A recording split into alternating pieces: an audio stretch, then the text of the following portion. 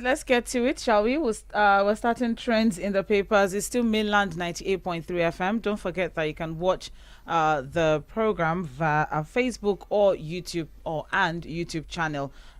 At Mainland 98.3 FM. You can watch the program live.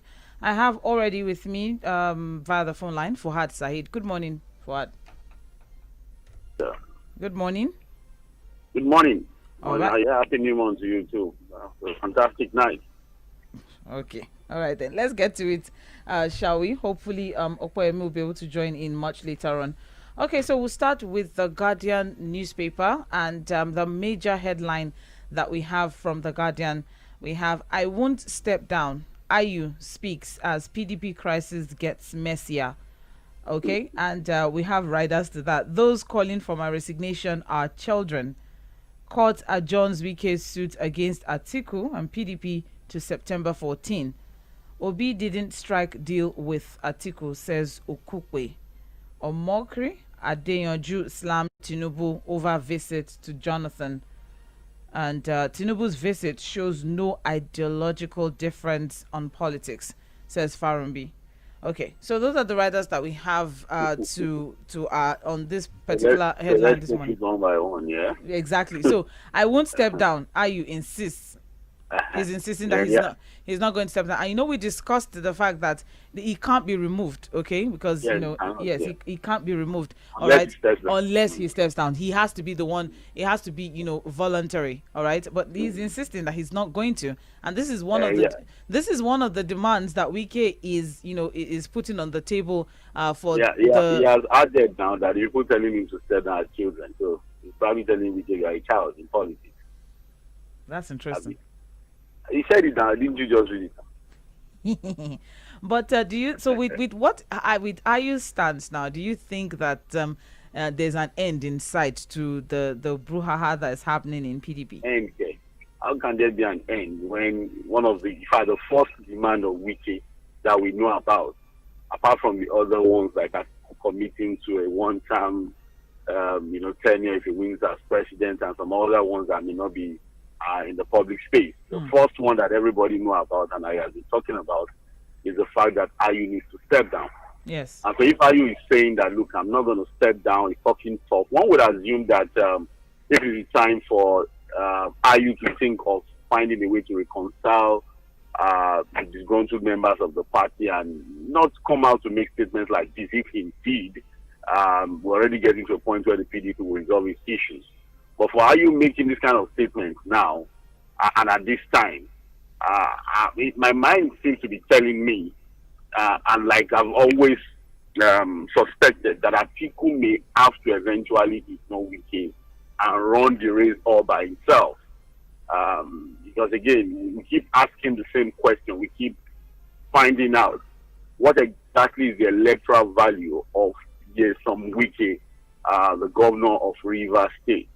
Beyond the fact that he's a governor of an oil-rich state, really about the people. Would probably have people that will be commissioners to the game they are playing home within the PDP. To refer to that, but the terrible, just as you said. Let's move on. No ideological. The fact that when Jonathan was, do you think, could be the intent now, former president?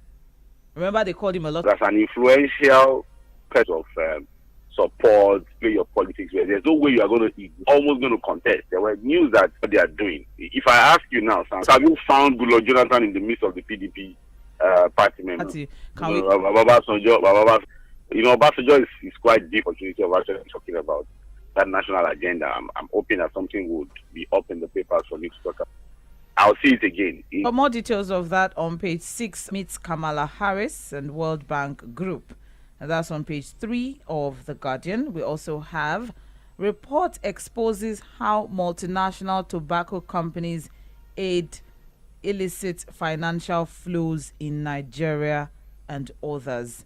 And that's also on page 3.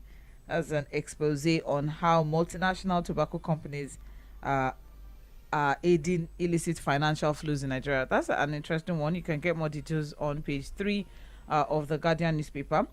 Gafars are here, and I know that there had been warnings and warnings as regards flash floods and whatnot. So let's put that into consideration as we go about our duties. More details of that on page 8 of the Guardian newspaper.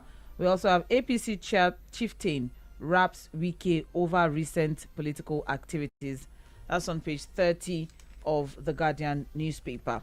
We also have Be Vigilant, Nigeria sliding into dictatorship, Jonathan warns. That's on page 3. I don't know, but what do you think could have, dictatorship? I find that quite intriguing. Because that statement automatically lands on the table of the president. Because if you're talking about a dictatorship, it means you're taking a jab at the president. Well, a lot of things may be running in his mind, but I don't think we can get to the point where we're going to have complete dictatorship. Yes, we understand that the powers of the president is so much. Considering he's probably the most powerful president in the world. If you look at the things he control and the ability to just do a whole lot of things without consequence. But I know that no matter how bad we think our structure is, there are still some reasonable levels of checks and balances. The judiciary still has a way of checking the president. We have the legislature who does, once in a while they still have a way of making sure that we don't descend into that kind of situation. But I don't know. I really don't know what was running in the mind of the president, of former president, to have made that statement. But again, it's a wake-up call to everybody. Let's continue to look at our structure so that we don't have such a situation. Okay. Telling us to protect our democracy, as that is so far the best form of government that Nigeria needs, especially as a diverse country as regards ethnicity, religion, and tribe. Okay. More details on page 2 of the Guardian newspaper. We also have Akeredolu, others knock federal government over pipeline protection contracts to individuals. So, in recent times in Ondo State, there have been a sort of clampdown on private security outfits, all right, in Ondo State, especially those that are not registered. Okay, so in the course of doing that, they found out that one of these private security outfits is, actually has a contract of 4 billion naira with the federal government to protect a pipeline.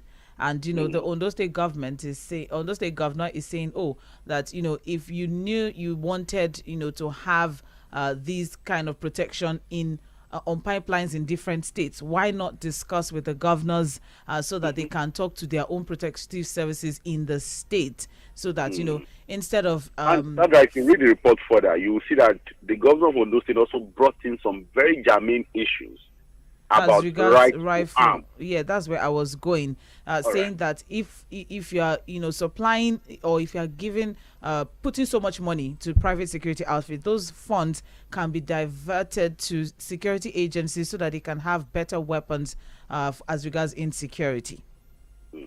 So, and he also mentioned of big firearms and all of that. But again, with the contract that you're giving to a private, security outfit, a 4 billion naira contract. So you automatically probably going to be giving them the opportunity to carry assault rifles, yes, 47 and all of these things. So what he's saying is that you need to question the thinking of the government on security issues. There's double standard. Amotekun came, he said, no, you have everything. You just have to use them guns. You can't carry AK-47 and all of that. But here you are, a private citizen in the same country is allowed, is given such a heavy contract, and is allowed to, obviously they'll be allowed to carry assault rifles to do that job. And that thing is going to cause a lot of problems in Niger Delta, because there are different ethnic, what's it called now? Communities with their own ethnic people saying that, look, we can protect the pipelines in our own area. You can't just lump it up to a private citizen. Then you may need to even ask yourselves. Remember, when this news came up, Sandra, we asked ourselves, why do we have the Navy? Why do we have the Army? You have the NCDC. You have the police. So are we saying security architecture and civil defense? Civil defense. Okay, NCDC. Okay. Okay, let's just call it civil defense. So what I'm saying is that, is it that our security architecture is not capable enough to take care of those things? We have to cede it to a private person Then who did the analysis? How Okay. are we sure that we are not going to be having leakages even within this security arrangement? Well, But again, it's just secret to hear some of these things. it's also another question that I feel we should ask is the fact that, okay, so there are pipelines in certain states, and the state governors are not carried along in the protection of these pipelines, and the fact that you gave out the contract to a private security outfit in secret, like nobody knows about it. It was eventually announced, but it would have been nice to have all stakeholders, the governors, community leaders, and everybody be a part of that decision-making process. But at the end of the day, now that money has been announced. Youths in the different communities are going to get themselves involved to say why are we neglected? That's the chaos. That's the chaotic situation we're going to be sent to eventually. All right. With this particular contract. Okay, thank you very much, Said Fuad. You're listening to Trends in the Papers on Mainland 98.3 FM. We'll take a short break, and when we come back, we'll carry on with the Nation newspaper. Don't go anywhere. We'll be right back.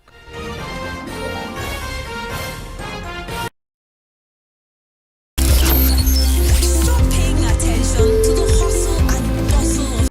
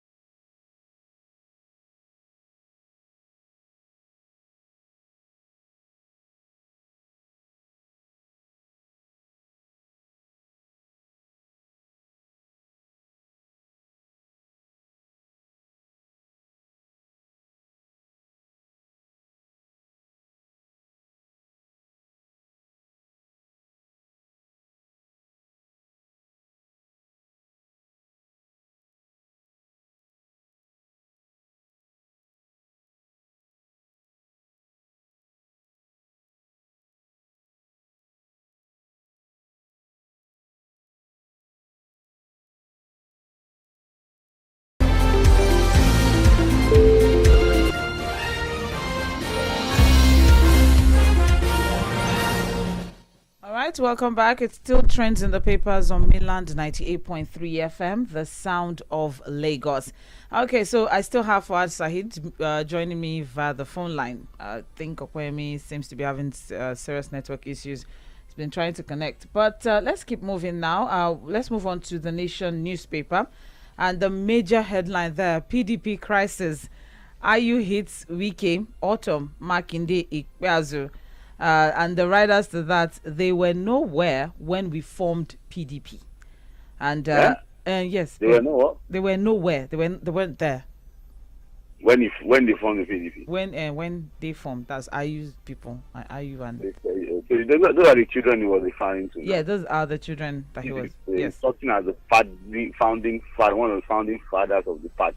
So you children, we Tom, you were nowhere when we, the founding fathers, were forming the PDP. Are you paraphrasing? I'm just trying to explain what I'm trying to, give it some, you understand? If you don't, It's okay. I don't get it. I've forgotten about it. you are dealing with the devil really working seriously within that party. Okay. All right, but we have other riders to that. We also have River Governor demands state stake in party. Say what? Sorry. The states had to have a stake. Is demanding that the state, that's River State, should have a stake in the What party. stake is it? What stake again does he want? Is the governor of a state? Is a leader of the party? Have a stake. What in kind of stake? PDP. What stake? But we want to know what stake. It should be what stake? What other stake does he want? You see, we can. All right. You see, the problem is this. I said something yesterday. It would be nice to see a wiki Without the governorship title. Yes, Okay. it would be nice. Okay. It would be nice to see him maybe by June 2023 or maybe July. And I think he needs to also learn from this. I'll do it in just 1 minute. There was a time we had a former president in this country who was so powerful that when he was sworn in, he told the advisors he appointed that, look, you can only advise me, I may not take your advice. he will always talk down and shut down on journalists when they ask him questions. He was so powerful that he used 5 Senate presidents. He was also so powerful that under his watch, governors were kidnapped. Governors were removed. In fact, one of the governors had to escape through the boot of the car. He was so powerful that he forced his vice president out of the party. But when he left office, in fact, he tried to get a third term. But when he left the party, he was reduced to writing letters. Thank you very much, Fuad. Because I don't know how you try to make someone anonymous, and then you mention a critical information as regards that particular personality. I didn't mention anybody's name. You said that there is only one soul in the country. I didn't mention any name. All right, NWC to meet Benue, Oyo, Enugu, Abia, Akwa Ibom governors. All right, and that is the issue as it is now, that Dr. Iyorchia Ayu, as it seems to have drawn the battle, with whoever is calling for his resignation as of now, and instead there are children who did not witness the birth of the People's Democratic Party. Okay, but it's interesting times, I must say. One would think that we dealt with APC Muslim ticket crisis, and that had gone, but this seems to be stretching further than what, and to think that we're already in September, campaigns start in 27 days. I don't know what I don't know what PDP's plans are to stay focused, but let more details of the crisis on the page 28 of the Nation newspaper. We also have here, aviation fuel price hike may affect our operations, says CAS, that's Chief of Air Staff, Air Marshal Isiaka Oladayo Amawo, and they're seeking import license and depot establishment. So the fuel issue, the Jet A1 issue that airlines are having is going to eat into the military, as the Air Force is saying that it may affect their operations. And I just want to imagine, I don't want to imagine a situation where, you need the urgent attention of, some airstrikes or some, I don't know. And then, they come out and say, operational issue. And then they say, oh, well, we're so sorry, we don't have. But I'm worried about the part where he said they should have import license, where the military now begins to import. To make some money so they can afford to buy their fuel. Do you not think so? I'm thinking that can be a form of distraction. Okay. And take their minds away from their major constitutional duty. Okay. To protect them. When it begins to import things and then becomes a business, before you know, you begin to see some form of racket, and then you see some form of corruption comes into it again. I think the nation should find a way of still sourcing for Jet A1 for our military through the NMPC, but getting them involved with importation, storing of fuel and all of that, I don't know. I really think that we may have to now begin to deal with some other issues that we didn't envisage if we try to bring up that kind of arrangement. All right. Okay, well, more details on page 29 of The Nation. We also have 2035 fossil fuels deadline will hurt economy, says MAN. So the manufacturers are warning that the 2035 deadline given by developed nations to end the use of fossil fuels will harm Nigeria's economy. And they noted that the deadline was too short for Nigeria to develop strategies to boost production for export. And the Manufacturers Association of Nigeria National President Mansour Ahmed said this at the 15th annual general meeting and public lecture in Akwa Ibom State. And you can get more details of that on page 29 of the Nation newspaper. We also have 7 family members die after breakfast. That's on page 6. Yes, that's on page 6 of the Nation newspaper. One would suspect, poisoning, I guess. But then what we have here is that the incident happened on Tuesday in Sokoto State. And the head of the family said his 5 children and 2 of his wives died in the early hours after eating a local couscous, popularly known as dambu.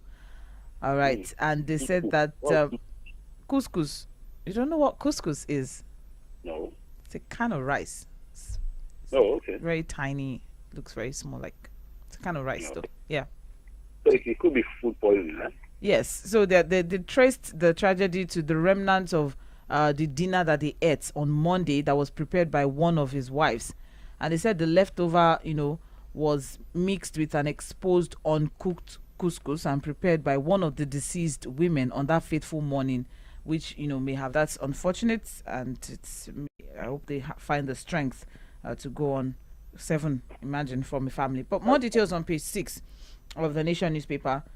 We also have another tragic story here. Man stabs grandmother to death.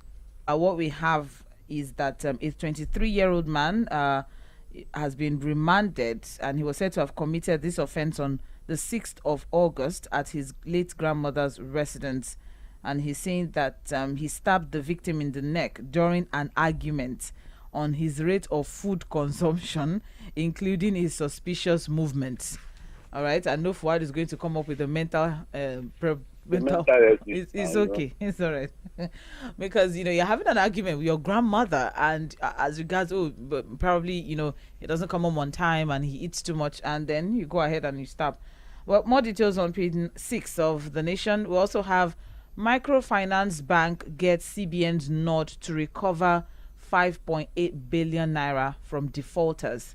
That's on page 29 of the Nation newspaper.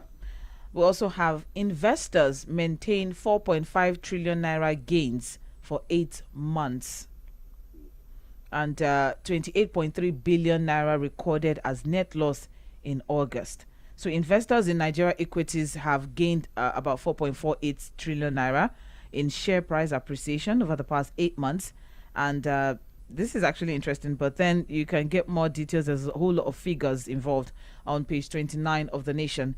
Now, above the masthead of the Nation, we also have e.t.c probing Zamfara governor for alleged money laundering. Yeah. That's weird, and I don't know what to make of that, but they're looking. That probably means looking, right? So he hasn't been convicted. He hasn't been, accused of. Okay. No. All right. He has immunity as governor, so I'm sure they're just, they're looking into it. They're making a case, trying to build up a case against him, so that when he leaves office, they can take up the case against him. So he still has immunity. He's the governor, but investigation is ongoing. So. Yeah. Speaking of, as a governor, investigation and whatnot, money laundering. I'm curious though. What have we heard anything as regards Obiano? Obiano. Yeah, I was going to, well, I think he eventually got bail, and I think he also filed on health grounds for him to have his national passport to be able to travel out. But the intriguing thing about the thing is that the videos we've seen of him outside of the country has been him just lounging, enjoying himself all around the world. We've seen him at casinos, seen him at restaurants, we've seen him at bars, just enjoying himself, dancing away, and all of that, because yes, I remember that his international passport was returned to him. Yes. On the appeal of health grounds and all of that, but this is what it is. His case is still ongoing. I'm sure it's still going to appear in court anytime from now, but we'll continue to follow the case. All right. Well, more details on page 4 of the Nation newspaper. That's as regards Zamfara governor being probed by e.t.c for alleged money laundering. We also have Akeredolu accuses federal government of bias in Tompolo's pipeline contract, and that's on page 4 also on the Nation newspaper. Buhari governors, Kalu, others greet Kuka at 70. Bishop Kuka, celebrated his 70th birthday. Everybody was there. Yes, everybody, including the president. Yeah. It was an interesting gathering. You see the politicians. It's okay. It's okay for all right. Everybody assembled there, irrespective of party affiliations, ideologies. It was an interesting gathering. I'm not.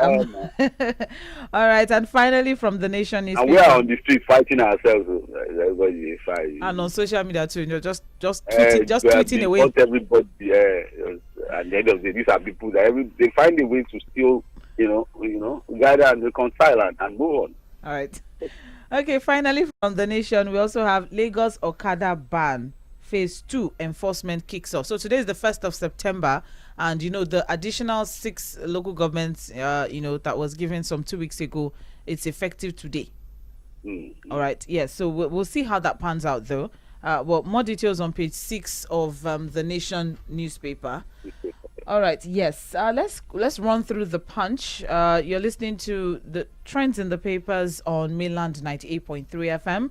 Don't forget that you can watch the program live, or any of our you can watch reruns of any of our old programs. Just you want to get some information on YouTube or Facebook. The saved videos are there at Mainland 98.3 FM.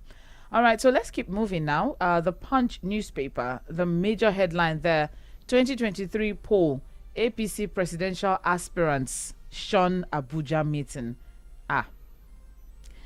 That's I read through that entire report. Okay. And sometimes I look at how some of these reports are written, and if you check the entire report, there was nowhere that was stated who called for that meeting. No, the convener of that meeting was not stated. we've just been talking about the fact that the aspirants are going to meet, or someone was going to meet with the aspirant. Oh no! It was the presidential. It's the presidential candidate. I remember, because I was saying that what's the point of calling them again when he had already visited them after the primaries? If you check the report, even the presidential candidate himself was not completely disposed to attending that meeting. It was as if he was supposed to even be somebody to attend the meeting, not the one calling for them. If you just read the report and tell me how did the report say that it was the presidential candidate that called for that meeting. You can read it now. I read the report and I was like, when I remember quite clearly that when the first meeting, when the call for this meeting first came out, was that Tinubu was to meet. Yes. Okay. So, but what I'm saying is that is it Tinubu that called for the meeting? The reporting that Tinubu is going to meet does not mean he was the one that called for the. Okay, I agree. That called for the meeting. I agree. If you check the report too, it's not stated anywhere who called for the meeting. All right. Well, what the writers we have to that headline is that APC presidential primary co-contestants should not be ignored, says aspirant. Tinubu Shetima unaware of meeting, says campaign team. There you see now. And then you have Osinbajo jets out to the US. So who called for this meeting? You will not see it in that report. Well, it's on page 2 of the Punch. Let's take a look, shall we? Just very quickly. All right. So a meeting of former presidential aspirants of the All Progressives Congress scheduled for Abuja on Wednesday failed to hold. Scheduled by who? Okay. The postponement of the meeting was announced a few hours to its commencement.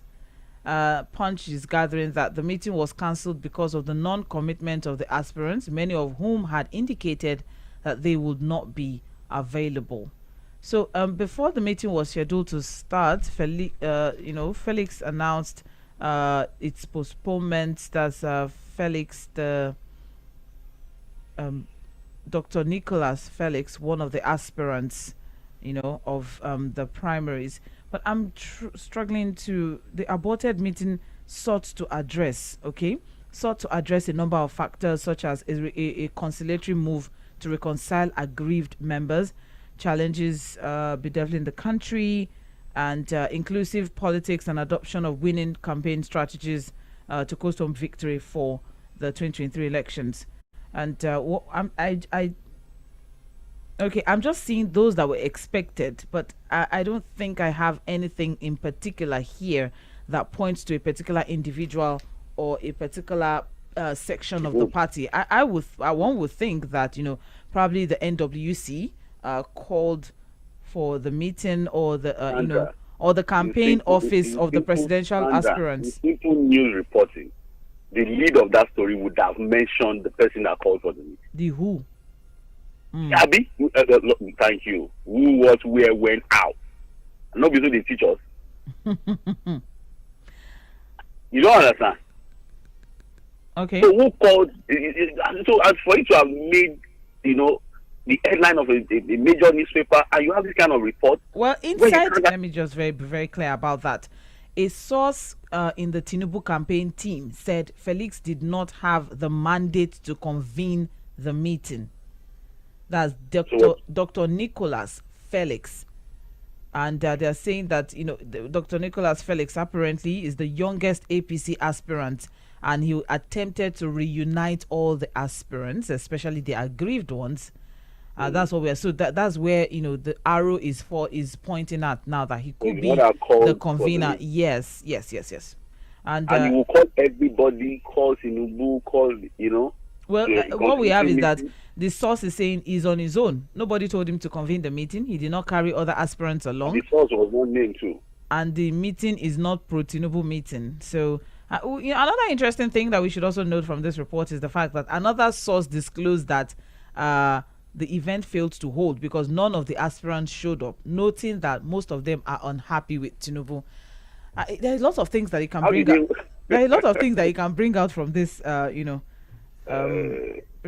think this. So the source that is saying that they are unhappy with Tinubu and they didn't attend the meeting. So the thing is that who are these sources? Who is telling them that they are not happy with Tinubu? Where is he? I'm trying to bring out something about reports and what you see as agenda setting to trying to put some things out there. Like coming up with some of these reports, but it's okay. You know what I'm sure you know where I'm coming from, and you understand. All right. Well, there are a lot of excuses, different people, different excuses as to why they could not, go for the meeting, why they couldn't attend the meeting.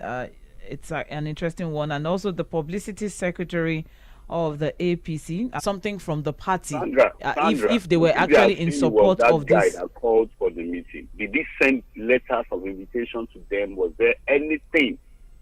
You want to call that kind of meeting, you must have at least invited people, tell them the reason. And that is what the director of media and communications for Tinubu campaign organization, that's Bayo Ononuga, in an attempt to defend the absence of the presidential candidate himself and also his running mate, is saying that they were not aware of the strategy meeting, and he said that the whoever initiative must have been a good wage too of the Punch newspaper. Let's run along now. Yes.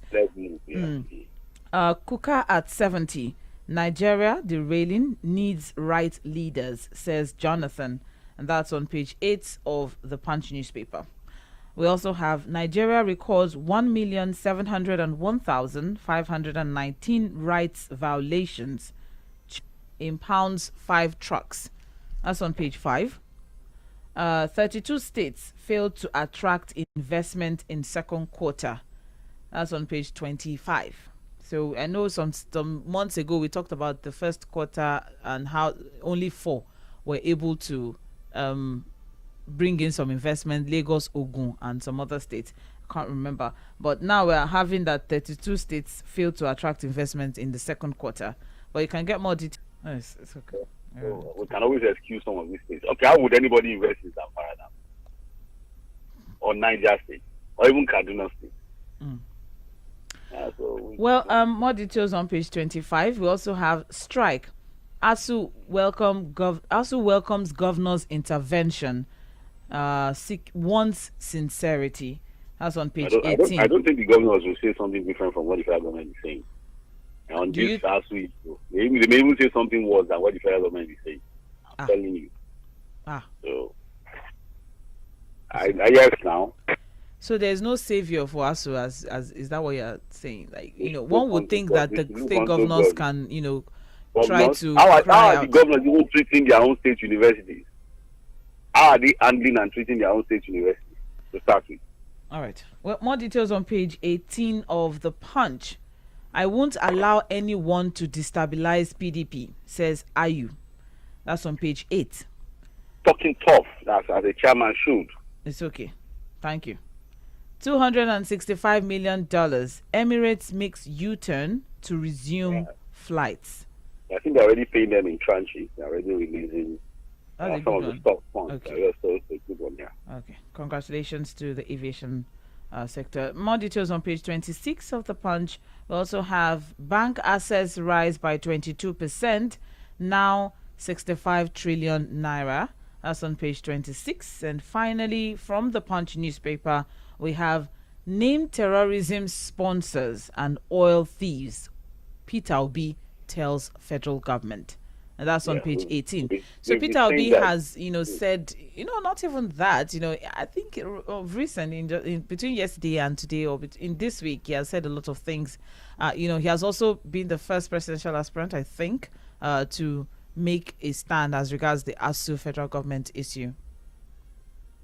Yes, saying that the federal government should sit with ASU and make some negotiations, and saying that whatever is happening right now is quite appalling. So in recent times we also mentioned that the federal government said that they have the list of names of sponsors of terrorism, they have the list of names of oil thieves, they have the list of names of highly influential people who are aiding and abetting these they should please arrest them. First name them, arrest them and prosecute them. It's not about just saying we have names. That was how Uzodima said he was going to read names January 3rd of this year. Of this year, I cannot forget. I was anticipating that. It was like a 2 weeks notice that in 2 weeks, so yes, by January 3rd, I will give the list of people disturbing my state and sponsoring, terrorism. Yes, and up to now, no list came. So the same way, no list will come. But the normal thing to do, the ideal thing to do, is to name them. In fact, first arrest them. Or do your investigation or something, and no, for them to have said they have a list, they have a list of people. It means that they've done their investigation. They found these guys one thing. They have their names already. They have their identity. They know them. Okay. So why not just arrest them and prosecute them? Take them to court. In fact, the papers will report it, so and that will be enough for us to even know these people. So it's not just coming to there. We know. Know what? All right. Thank you for that. Okay, thank you very much. Let's just quickly run through what we have from Vanguard newspaper. All right, and the major headline there: PDP, IU blows hot, says calls on him to quit childish, and the riders to that is maintains I'm not bothered by the noise. Wike's attack on Atiku and PDP deliberate, says source. Insists IU must resign for peace to reign. Mass exodus from APC, evidence of imminent collapse. That's coming from PDP. No deal between Atiku and Obi. That's coming from Okukwe. And there are more details of that on page 5 of Vanguard newspaper.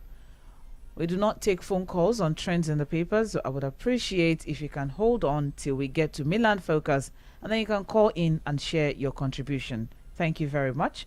We appreciate your passion. All right. So more details of the PDP story on Vanguard newspaper, page 5.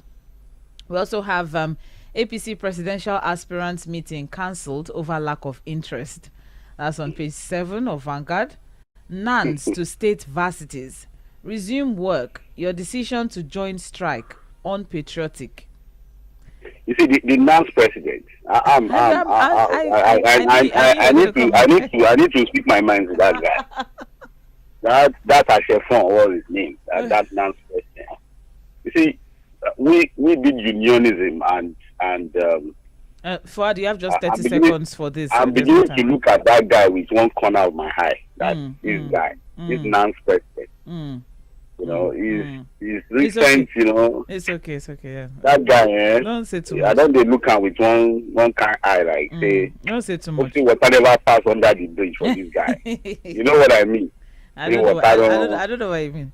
I don't hope he has not going to have some kind of handshake. It's okay. When you have this handshake, there's a way your tongue will just change.